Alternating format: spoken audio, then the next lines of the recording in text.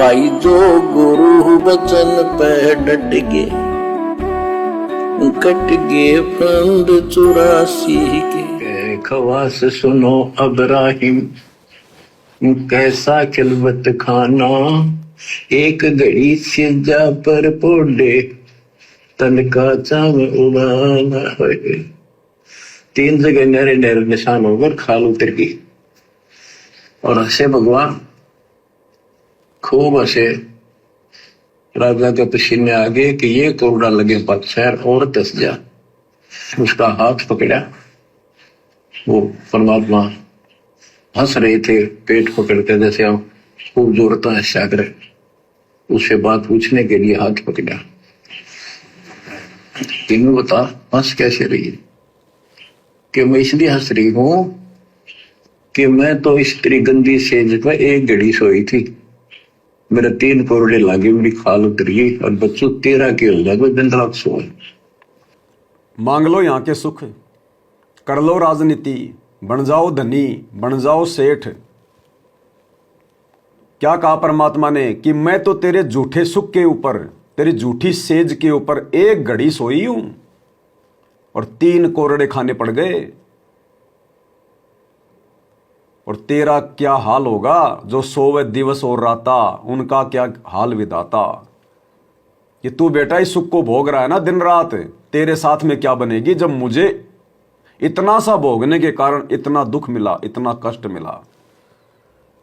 तो ले लो सुख, मांग लो सुख, बन जाओ राजा, बन जाओ एमएलए, मंत्री, सरपंच। ये तो मालिक है, जिस बात को मन में सोचकर भक्ति करोगे वैसा ही देगा, इसका नियम है।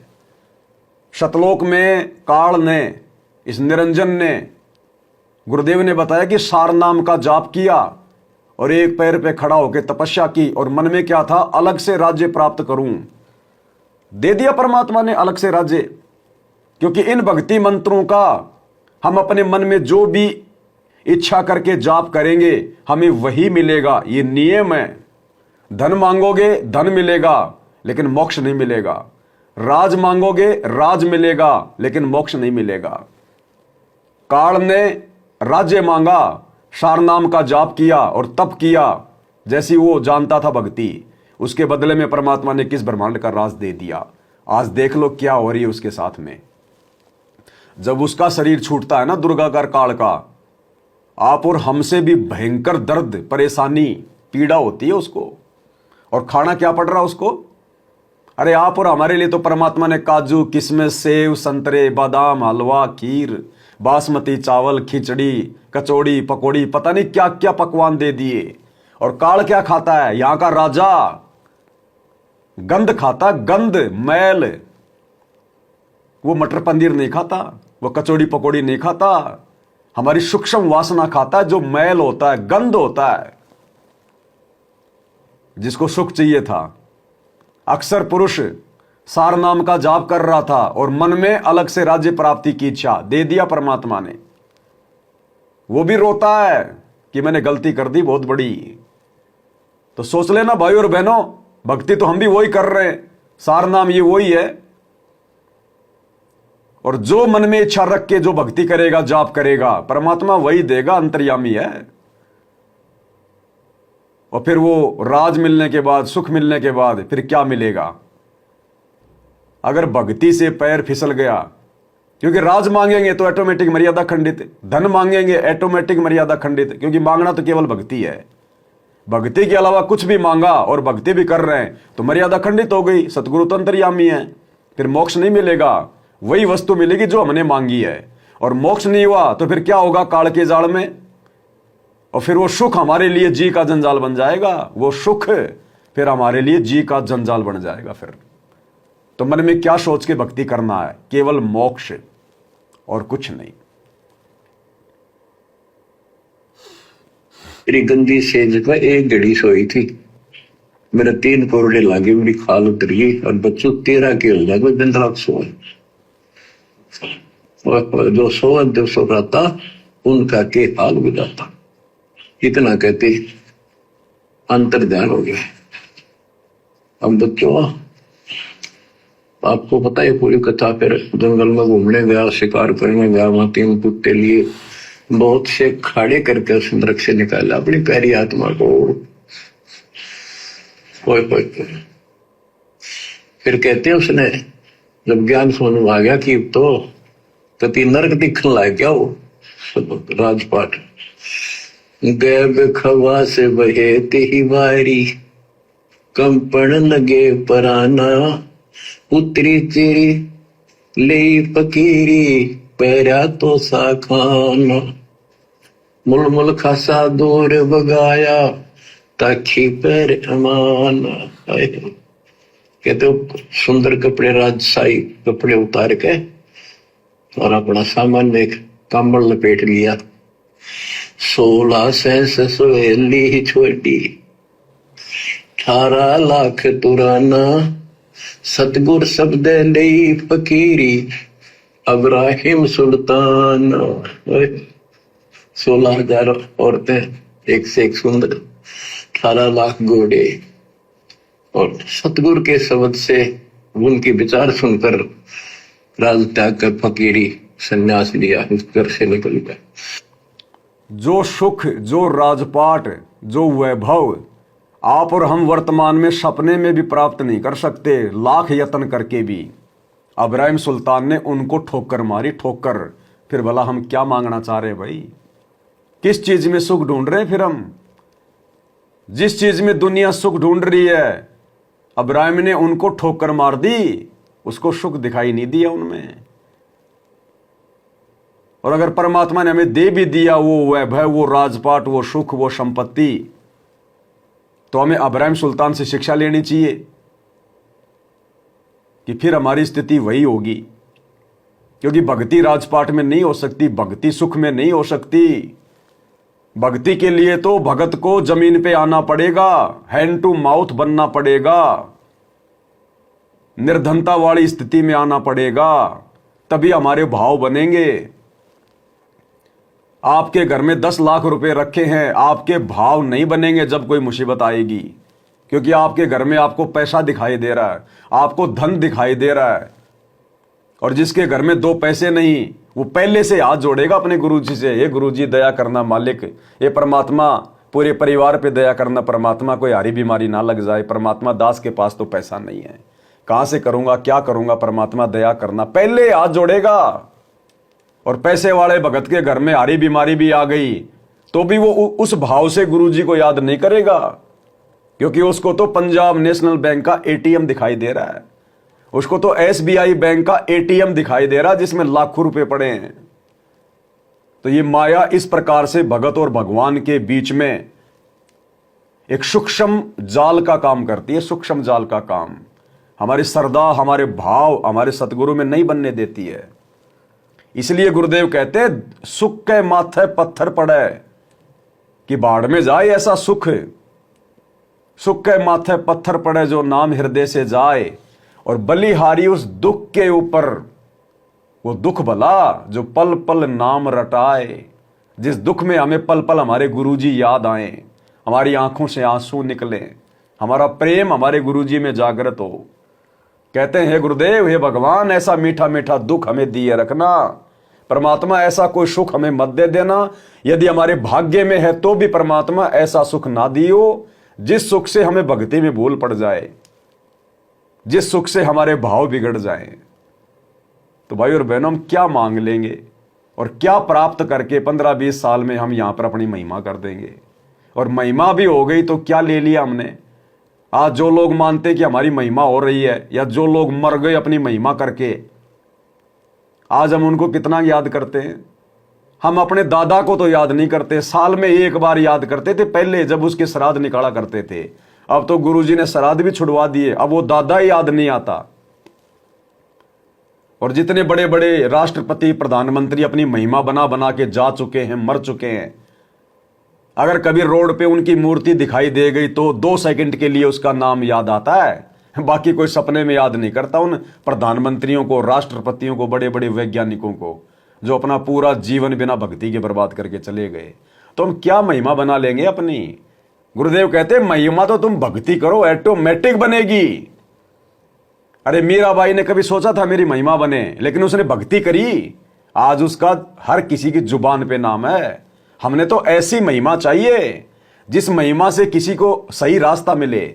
आज मीराबाई की ये कथाएं सुनकर लोगों को भक्ति के ऊपर जो है वो दृढ़ होने की शत प्रेरणा मिलती है।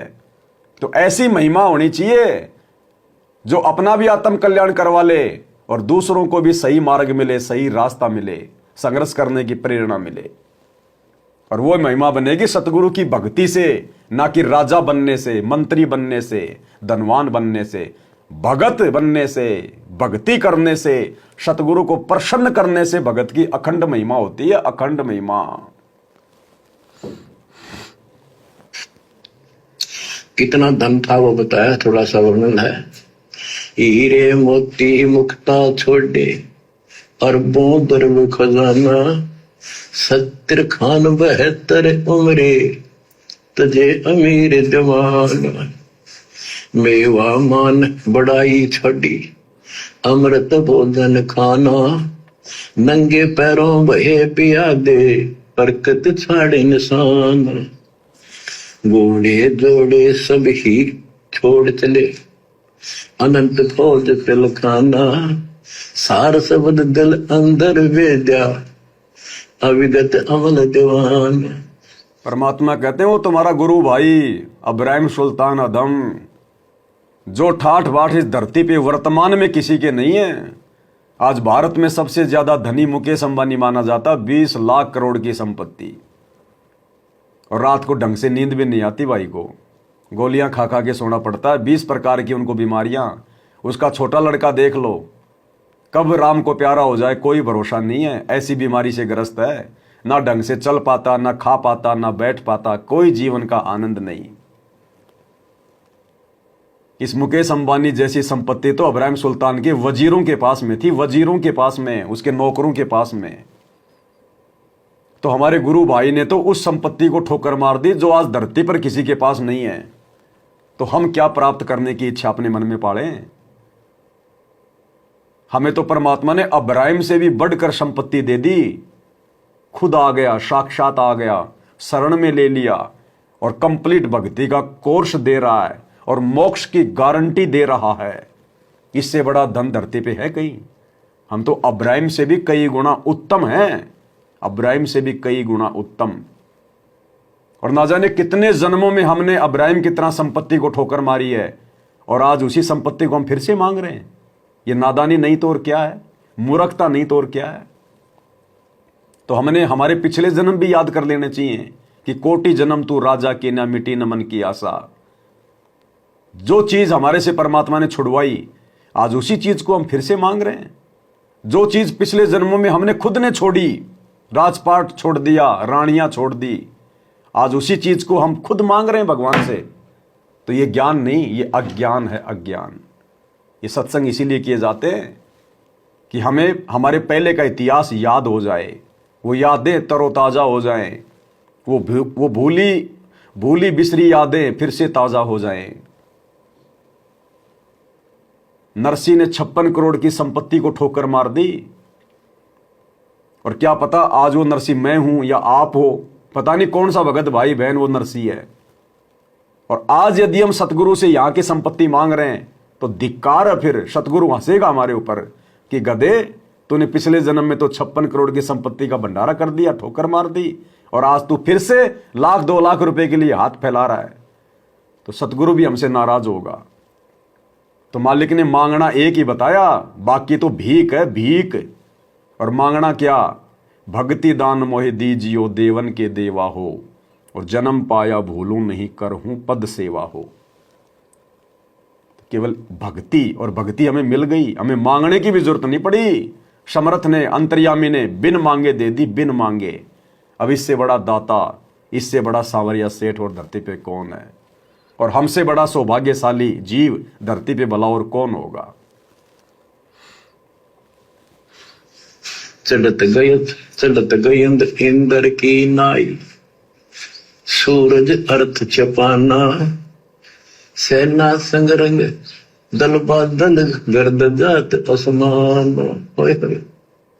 कहते इतने ठाठ तेज के हाथी के ऊपर चढ़ के आगे पाछे सेना चला करती थी, दूसरे अपने राज्य जाता था शहर में।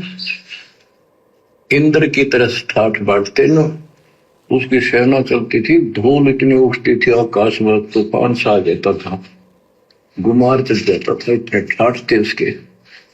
सूरज भी दिखना बंद हो जाता था उस धूल से। ये राजाओं की महिमा मानी जाती थी। जब ये परमात्मा के शरणों में आगे नाम लिया, शरणवाने के बाद फिर परमात्मा ने कहा अब सबको समझाओ, आप मुसलमान भाई बच्चों को मायन पर लगाओ। गुरु जी रूप में परमात्मा थे। गुरु जी रूप में कौन थे? परमात्मा। अरे और कोई गुरु की भूमिका निभा ही नहीं सकता, और कोई गुरु बनकर ये सतलोक का ज्ञान दे ही नहीं सकता। खुद ये परमात्मा खुद ही गुरु की भूमिका निभाता है। तो जब अधम सुल्तान के समय गुरु रूप में परमात्मा थे, तो वर्तमान तो कलयुग की बिचली पीढ़ी है, काल का जबरदस्त प्रेशर है। क्या वर्तमान में परमात्मा किसी आत्मा को भेजेगा? इस समय तो परमात्मा खुद ही हमारा लणियार बन के आया है। लणियार, आज नहीं तो तड़क परसों आवेंगे तेरे लणियार, होले सुहागन सुरता। भाई जो गुरु वचन पे डट गए, कट गए फंद 84 के, कट गए फंद 84 के, कट गए फंद 84 के। भाई जो गुरु वचन पे डट गए, कट गए फंद 84 के, कट गए फंद 84 के, कट गए फंद 84 के। भाई जो गुरु वचन पे डट गए,